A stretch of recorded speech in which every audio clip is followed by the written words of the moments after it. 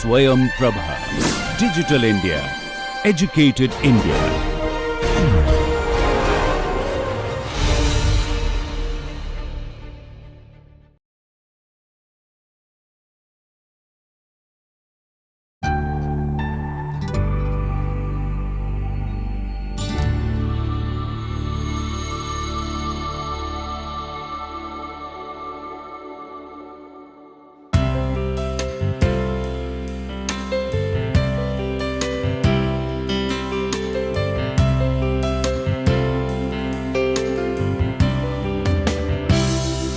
Welcome all. I am Dr. A.K. Sharma, Professor in the Department of Management Studies, IIT Roorkee. This time I am offering a course, Financial Management for Managers. In the past also I have offered some courses through NPTEL like Financial Statement Analysis and Reporting, Working Capital Management and Management Accounting. And this is the next subject in the row. This is the next course in the row, Financial Management for Managers, in which we will be learning about the overall financial management aspects in the firms, in the business organizations, and we will learn about that how to arrange the funds for the businesses, how to properly manage the funds, how to decide the proper financial mix, and then finally say utilizing the financial resources in such a manner that the overall value of the firm is maximized. If you go back in the literature, what is the ultimate purpose of any business? The purpose of any business is the maximization of the wealth of the shareholders. That is the ultimate purpose of every business, every organization. When any entrepreneur starts a business, maybe a startup you can say, or just a sole proprietorship you say, then his ultimate dream is he does not want to end up with or continue with a sole proprietorship. His ultimate dream is to make it as a transnational company, and to convert a sole proprietorship organization and taking it up to a transnational company, it requires hard efforts, it requires different inputs, it requires factors of production, it requires a meticulous way of managing the resources, all resources including financial, and it needs a professional management approach. So, apart from all these things, you need the first and the foremost thing is that is the finance and the financial resources. If you have sufficient amount of finance, if you have the ample amount of the finance, then the next question arises how to make best use of it, how to make best use of it. So, in the firms when you talk about that the finance, what role it plays, what is the importance of the finance and how to properly manage the finance, and what all about we call it as the financial management. So many things are involved in this process that we will learn each and everything one by one, and the answers to all the questions will be say given here over a period of time when we will move forward in the discussion, and we will try to discuss different concepts of the financial management one by one in detail. I will take you back little before understanding or explaining the importance of this subject or this particular course. For example, you think about that you maybe any individual who is after graduating or maybe doing MBA or maybe any other professional program, he has two options available. One option available is that he can join any firm, any organization means through the placement process, or the second option is that he may become entrepreneur. This question comes in the mind of an individual, a young graduate, that if he feels that whatever the job profile he is being offered by any company, any firm, and whatever the financial resources means he has with him and what is the financial package he is being offered by that firm, if he is not satisfied with that, he may think about that my price is not this, I am more capable, I am capable to take more risk, I am acquainted with the better management skills and techniques. So, for me any job is not meant for, I will be opening up my own organization, I will be setting up a startup, I will be starting with an own organization with the business, and I will become entrepreneur. If he decides this, that he would like to become entrepreneur, then what important things come in his mind? Because a person who thinks of becoming entrepreneur, he needs to have many qualities. He cannot be a normal human being, and the qualities are like, say for example, he should be visionary. This is the first and the foremost quality of an entrepreneur, that you should be visionary, you should be able to foresee in the future that what is going to happen in the time to come, how the business process is going to be there, which sectors are going to grow, what are going to be the government policies, what is going to be the customer's response, what is going to be the other stakeholders' response in the market, and which area of the business he has to venture into. So, vision is the most important thing. If the person is visionary enough, then certainly he is capable of becoming entrepreneur. Apart from that, another important quality of a entrepreneur is, or the person who wants to go up in the startup, is that he should be having the risk taking capacity. Everybody does not have the risk taking capacity, and everybody cannot take all kind of the risk, especially the business risk. So, the people who think of becoming entrepreneurs, moving into their own ventures, own startups, they must have the risk taking capacity or the risk taking capability, right. Apart from these two important qualities of that individual who thinks of becoming a entrepreneur and starting his own business, third important requirement is the financial resources. How many financial resources, how much financial resources you have, and what is the amount of investment, minimum amount of the investment required which you plan to invest in, or the business which you want to start in, how much funds are required to be invested into that business. The requirement of the financial resources is another important requirement. Apart from being visionary, apart from having the risk taking capacity, you should be a person having the ample amount of the financial resources. With zero amount of the funds in your pocket, you cannot become an entrepreneur. So, what we can think about that, what is the idea in my mind, how I want to go ahead, and what is the financial requirement of giving that idea a shape or converting that idea into a business. Because mere idea does not work in any way. This is not going to help you to start any business. You need to have the proper required amount of the financial resources. It may be possible that you need to, for example, invest 1 million rupees, you have only half a million in your pocket, but you should be capable of that half a million will be available from other sources in the market, and I will be able to generate a fund of 10 lakh rupees or 1 billion. Next question arises that if you have 1 billion rupees now from different sources, from your own pocket, from your parents, from relatives, from different other sources, if you are able to generate the requirement of the funds, means the required amount of the funds required to be invested in the business, then how to manage those funds, because management is a very important concept. You have to, your objective is that you want to magnify with the given amount of the funds with you. If you have the 1 million in your pocket, your plan should be that next year at the end of the 1 year of the business, it should be 1.5 million with me.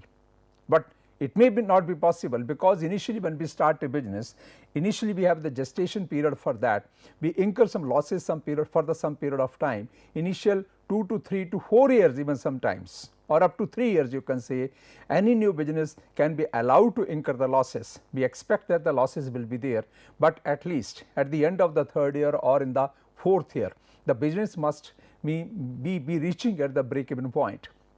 And from the thereafter onwards, the business should start earning the profits. This all will happen only if you know how to manage the financial resources. Why I am emphasizing upon the financial resources, because this is the backbone of any business. This plays the role of the blood as the blood plays in the human body. This finance plays the role like a blood, because in the human body, if the blood is not there, sufficient amount of the blood is not there, if you have the lesser amount of the blood in the body, we are anemic, and if you have the more amount of the blood in the body, that is also not good for the human body or for the human beings. Similar is the case with that when you talk about the finances, we talk in terms of the finances in the business in terms of the capital. So, how much amount of the capital you require, you have to have that much amount of the capital, because if you have the lesser requirement of the capital, we are undercapitalized, and if you have the more amount of the capital invested into the business, we are overcapitalized, and both the situations are not good or not up to the mark. So, under this process of learning about the financial management, we will have to learn about the optimum amount of financial resources to be invested into the business and the proper management of all those sources of the finances. When you run the business, or when you start the business and you start running the business, you have a number of factors of productions. You need land, plant, building, machinery, material, capital, labor. So, all these other factors of production, all these other factors of production depend upon only one factor of production, and that is capital. In other way around, you can call it as finance. If you have the finance, requirement of the finance, then you can have the land also, you can have the say material also, you can have the labor also, and you can generate other fixed and the current assets in the business also. So, the first and the foremost requirement of any business is having the required amount of finance.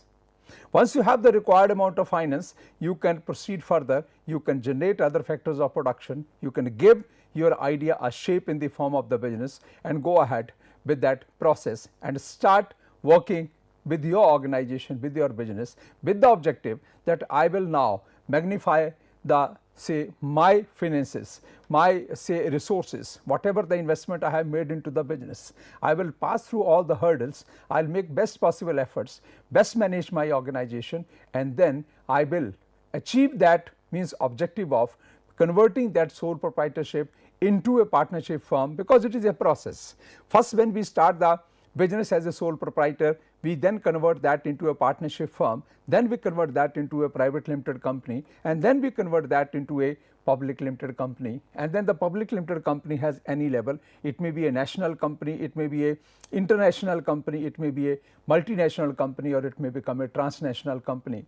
So, today's transnational companies, if you talk about, they were started as a sole proprietor organizations sometime back, years back, maybe sometime you can call it as decades back, and today these companies have seen or risen up to a level that they are now say not in one country or in the one part of that country in which they were started, but they have now become the transnational and they are into every part of the world. Talk about these Japanese companies, Toyota, Sony, or any other means say your Honda, all these automobile companies, all your say electronics products manufacturing companies, or the American companies or the UK based companies. These companies were started by the single individuals.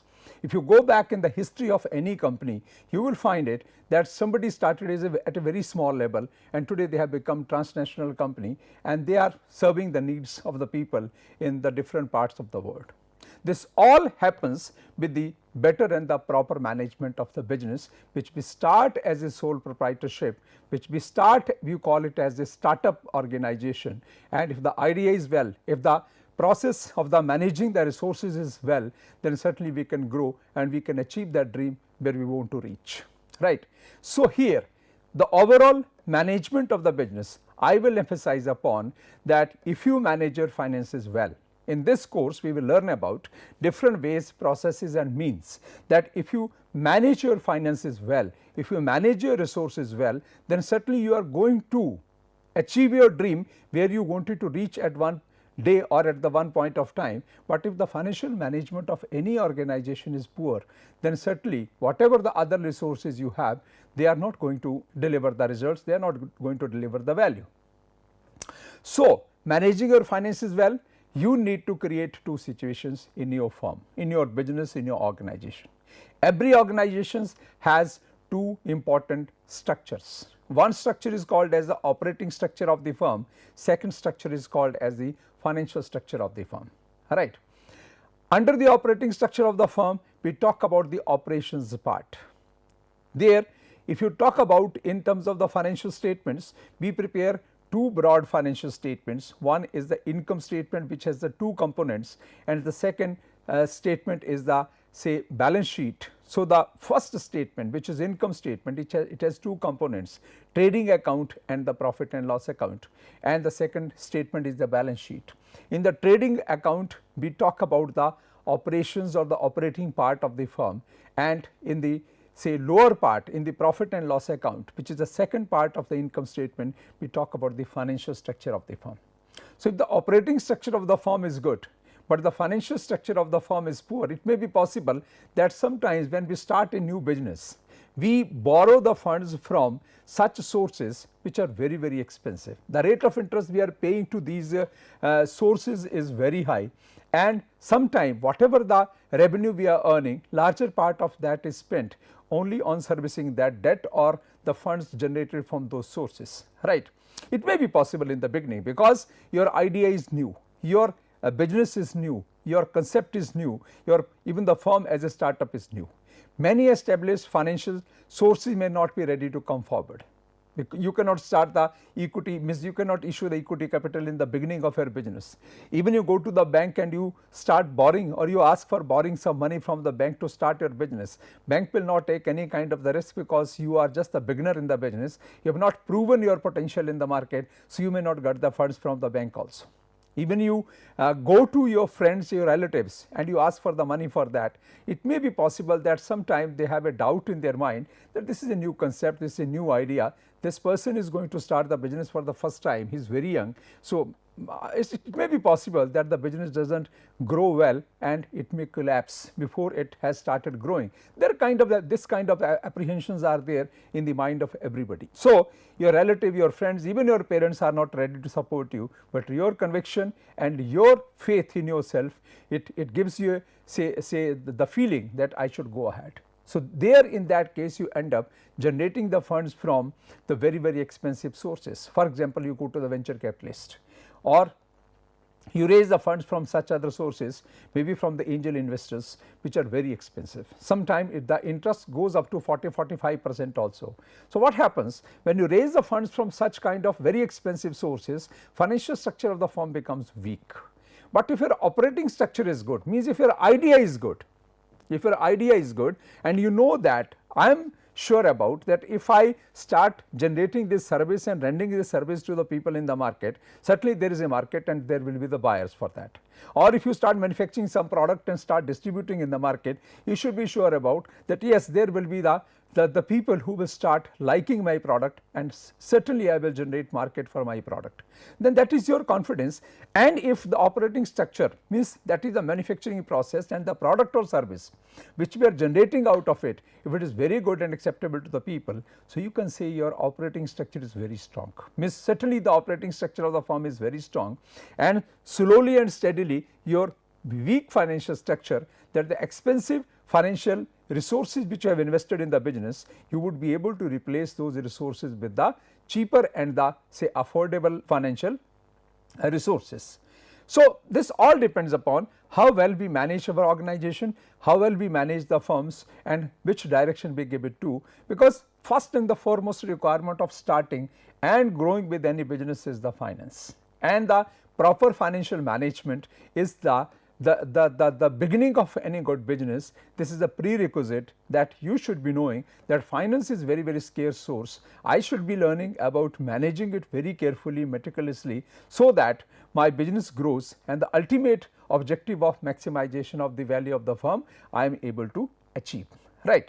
So, now I will take you to the forward, take forward to towards the formal discussion here.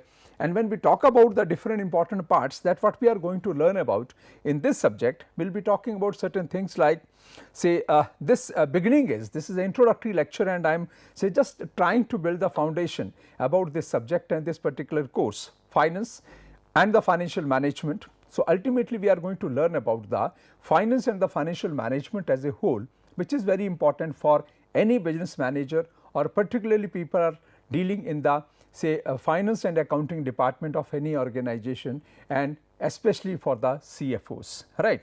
So, we will start with the basic discussion, the introductory part of this particular course, financial management, and slowly and steadily we will build up this pyramid, and we will try to learn about the different other concepts of financial management. As we move forward into the discussion, we will be learning about the different concepts of financial management. So, today in this beginning, in the introductory lecture, I would like to give you the overall the feeling of this course and the overview of this course, that what all we are going to discuss in the say the days to come, or maybe in the next subsequent lectures, and what different things we are going to involve in this learning process about this financial management. So, we will learn the basics of the financial management, which you can call it as the fundamentals of financial management. Then after that I will take you towards the time value of money. Time value of money is a very important concept. You all understand, I think, to some extent, that a money or a rupee today in my pocket or with anyone amongst us is more valuable as compared to a rupee coming after 1 month, right. So, earlier the value or earlier the money you are earning or any resources, financial resources you are earning, it has more value as compared to the financial resources coming to us at some later point of time. So, it means we will be then from this basic foundation, I will take you to the time value of money. From the time value of money, then after that we will start talking about the proper business finance. There we will talk about the say capital structure of the firms, that how to decide the financial mix for the firms. Then similarly we will be talking about the other important components like your cost of capital, and then your say other important concept like say financial risk management and other important areas we will be discussing. So, means it will be a complete course that at the end of means the total discussion of 30 hours, you will be able to means very clear, be clear in your mind that what is the financial management and what is means all about we talk about the financial management as area of learning. So, let us start with the say foundation and the basics of the financial management, and this is the beginning I have done in this a few slides. And if you talk about that, the first thing is the finance and the financial management. What is finance and what is the financial management? You would agree with me, and you know it I think to some extent, because you must have some idea about the finance and the financial management. Finance has the two important components. One is called as the money, which we all use for our daily purposes, for the daily needs, and any individual, any human being, if he uses any finance for his consumption purpose, for buying the goods and services for himself, for his family, or for his other near and dears, that is called as money. Because the benefit of that finance we are able to enjoy only for once, only for the say at one point of time. That money was with me, I purchased the goods and services from the market, I consumed that money is gone, benefit I enjoyed, and that part is over, right. But the funds which we use in the business, which we invest in the business, which we use in the business, they are called as capital. The name of that finance is capital. So, we will be learning about that what is the beginning of the business, how to invest that capital into the business, how to say appreciate that capital, how to maximize that capital and financial resources, and how to grow with any startup or any say small level of the organization, maybe you call it as the sole proprietorship, right. So, for example, what I have written here is finance may be defined as the art and science of managing money. Is the art and science of managing money. For example, if I have 100 rupees and if I go to market and purchase some goods and services, that 100 rupees is gone. There can be another guy that he can buy that say some goods for 100 rupees, he can sell those goods for 150 rupees in the market to some other customers where they are not easily available, and he can make it say 50 rupees with the help of that 100 rupee. So, his 100 rupee becomes 150 rupees. So, this is the art and science of managing the money. When we are managing it only for one purpose, one single use of the money, it is called as money. But when it is say used for the multiplication, for the investment in the business, for the purpose of the business, then it is called as capital. And the second part which we are calling as capital, investing any amount of the money into business and maximizing those financial resources, we are going to talk about that. So, difference between the money and the capital is finance is same, the 100 rupees is same, but the money is that once you go to market you consume that only for once, that is called as money. But if you invest the same 100 rupee into any kind of business and then you grow with those funds, you make it 150, 200, 300 rupees, it becomes capital. So, we will have to make our minimum resources maximum resources, and that is how we can do it. That is only possible with the help of learning the concepts of financial management. Second important point here is financial management is concerned with the duties of the financial managers in the business firms. Duties of the financial managers in the firms. What financial managers do?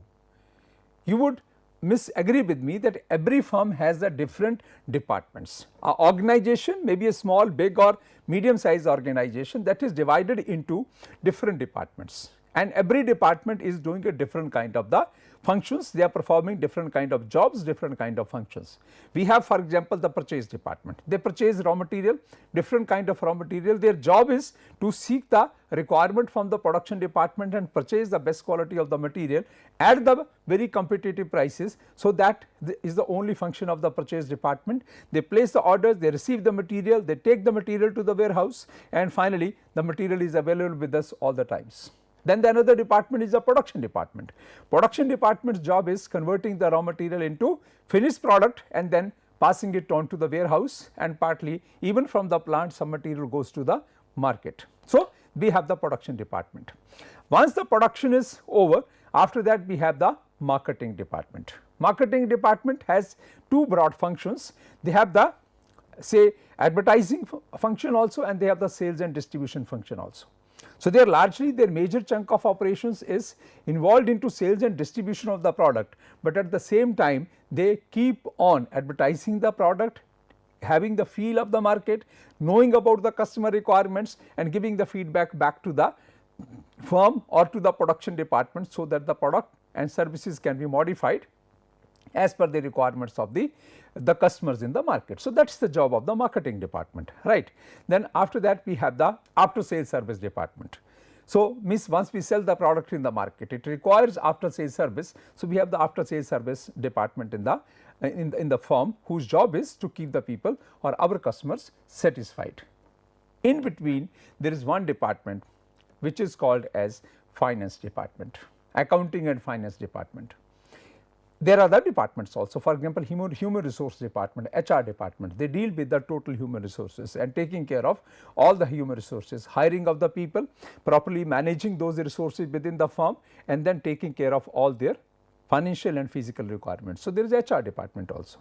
Apart from all these departments, your purchase department, production department, your marketing departments, human resource department, sales and distribution department, after sales service department, we have a very important department which is called as finance department. CFO of the firm is the head of that department. Chief financial officer is the who is in the firm. CFO of the firm is the one who heads that finance and accounting department, and the job of the finance department is always arrange the funds to be invested in the business and fulfilling the financial requirements of different departments. Because purchase people cannot purchase the material until unless you give them sufficient amount of funds.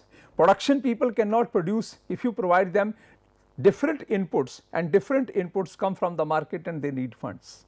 Marketing people cannot go for marketing functions until unless they are supported by the financial say requirements or by the finance department. Similarly, your HR department need funds, your after sales service department need funds, everybody need funds. So, it means when people need funds, it means if you have finance, required amount of the finance in the business, other things can be arranged, but if you do not have the required amount of the finance, other things cannot be arranged. This is the one part. Second part is having the funds is one thing, but properly managing the funds is another important thing. That is why we remain very careful, and we need very good and expert people who know what is the finance, what is the importance of the finance in the business, and how to properly manage the finance, right. So, here when we are talking about financial management is concerned with the duties of financial managers in the business firms, that what the financial managers do for the whole day in the firm, that all is called as the financial management. Then important part is financial managers actively manage the financial affairs of any type of the business, namely financial and non-financial, private and public, large and small, profit seeking and not for profit. Any kind of the business you talk about, whether we are a profit making organization, whether we are not for the profit making organization, whether we are a small firm, whether we are a large firm, we are a manufacturing firm, we are a service rendering organization, everywhere you need the funds, everywhere you need finance, and proper management of the finance is most important thing.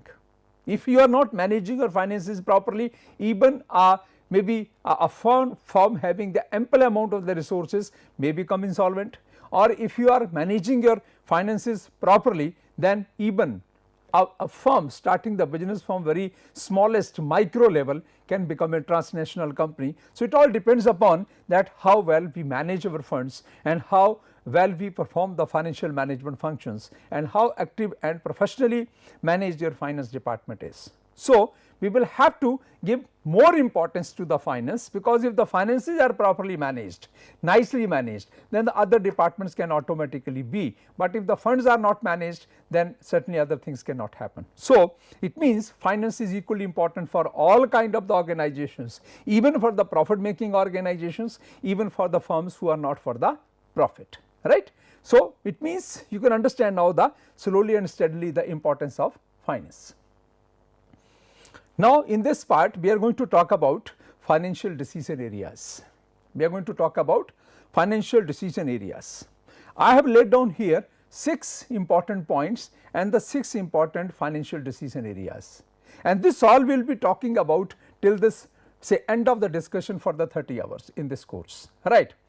And apart from these major 6 financial decision areas, we have some other supportive areas also, which you call it as the say support department support areas, and you can call it as support also the primary areas and some other related disciplines which support the finance function in any firm or the financial management in any firms or in any kind of the firms, right. So, when you are talking about the financial decision areas, we have the 6 important financial decision areas. One is the investment analysis, second is the working capital management, third one is the sources and the cost of funds, fourth one is the determination of the capital structure, and then is the dividend policy, and then is the analysis of the risk and returns, because ultimate purpose of any business is having the maximum returns at the optimum level of risk. I will not say minimum level of risk, you cannot do that, because there is a direct relationship between the risk and return. There is a direct relationship between the risk and return. So, higher the return, risk will also be higher, and lesser the return, risk can also be lower, that is quite possible. But our job as a good financial manager is that we have to maximize the returns of the firm, because ultimate purpose of any business is the value maximization or the wealth maximization of the shareholders. People who provide the finance, after performing your purchase function, production function, marketing function, distribution function, after sales service function, HR functions, you have to run the business in such a manner that ultimately return on the shareholders investment is maximized, and that all is going to happen if you are managing your finances properly. If you are providing the required amount of funds to the different departments at the required amount of time, then only you are going to think about that the best results will be available. If we are not able to do it, means at the right amount of time, it may be possible that the CFO is not able to look forward into the future, and what is happening in that case? Sometimes we are running short of funds, sometimes we have the ample amount of the funds. Even you are running short of the funds, you are undercapitalized, you will not be able to fulfill the requirements of all the departments on time, and there are obstructions in the business. If you have the more than required amount of the funds, that is also not good for the business. So, what we have to learn here is we have to have the optimum amount of the funds, so that the business is optimally capitalized, we are optimally fulfilling the requirements of all our departments, and we are optimally managing our financial resources by taking the optimum amount of the risk and maximizing the returns on whatever the investment we are making in the market. So, this all will depend upon if your overall financial management functions are properly performed in the organization. So, now we will talk about these 6 decision areas, financial decision areas. First thing is the investment analysis. Spend more time, maximum time on the investment analysis. Spend maximum time on the investment analysis, because if the analysis is better, we understand that when we are going to take any investment decision in the business, if we have properly analyzed it from the different angles, then certainly the end result is going to be better. But sometime any decision which is taken in the haste, that is going to mess up with the things, going to create problems for the managers, for the stakeholders of the business, and it may be possible that overall of overall idea of making investment in the business may not come out with the desired results. It may be possible that that investment may prove to be a bad investment and we are not able to generate sufficient returns out of it, and sometimes it becomes a loss making business and losses are so high that you are not able to convert that business into profit within the given amount of time, and finally we take a decision that business has to be closed down, right. So, it means investment analysis is the most important thing. And for the investment analysis, what we do? First of all, we have an idea in our mind, and that idea, when we think of converting that into a business, first question comes up that the product which I will say generate or the service which I will generate out of my this entire business, means putting all these factors of production into the job and then say converting that into that idea into the business, and then business will start producing the products or generating the services. Who will buy that product or service from my organization? Is there sufficient market available? Proper market analysis is required to be done. Market and demand analysis is the backbone of the success or failure of any business. If you have the market, if you think that you will be able to have the market, sufficient market in the initial years of your business, then there is no issue at all, there is no problem at all.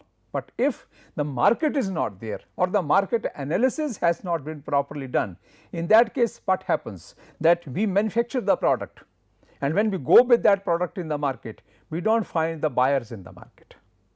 We do not find sufficient buyers in the market, and if the buyers are not there in the market, then sufficiently means the sufficient buyers are not there in the market for whom you are manufacturing the product. Then you generate a service and no buyer of that or subscriber to that service is available in the market, then for whom you are going to have that service. So, it means what you have to do is you have to have the ample amount of the market for your product, and that you have to see beforehand.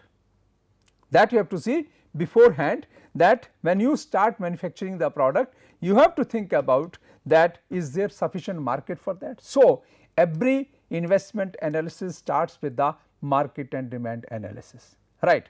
Similarly, then the other analysis are there apart from the market and demand analysis, then you go for the technical analysis, right, that okay, market is there, demand is there because my product is new, my concept is new, my idea is good, right, and it is acceptable to the people. We can conduct a survey and we can get good results, but apart from that you have to go for the second set of analysis, which is technical analysis. What kind of inputs are required, what kind of technology is required, what kind of machines are required, what kind of other things are required, and you have to say go for the technical analysis in detail. Then you have to go for the financial analysis. Financial analysis means that from where the funds will come, how much funds are required to be invested, what is going to be the cost of the funds, and if I make this required amount of the investment, then at what price I will be able to sell my product, what will be the profitability state in the first year, how much loss will be there, second year, third year. You have to create the dummy financial statements, projected financial statements for the next 10 years. So, financial analysis is also very important. Profitability analysis is also very important. Risk analysis is also very very important. So, all these analysis means a proper investment analysis, if it is done before starting any business or gave any or giving any shape to the business, then certainly the end result is going to be the best and the beautiful. But if we are not doing sufficient homework, and if the proper investment analysis is not done, then certainly the end result is not going to be the one which is desirable or which is going to be supportive for the business. So, similarly, apart from this investment analysis, we will talk about the another important decision areas also, and then slowly we will take forward this discussion to the another important relevant concepts. So, this all I will discuss with you in the next class. Thank you very much.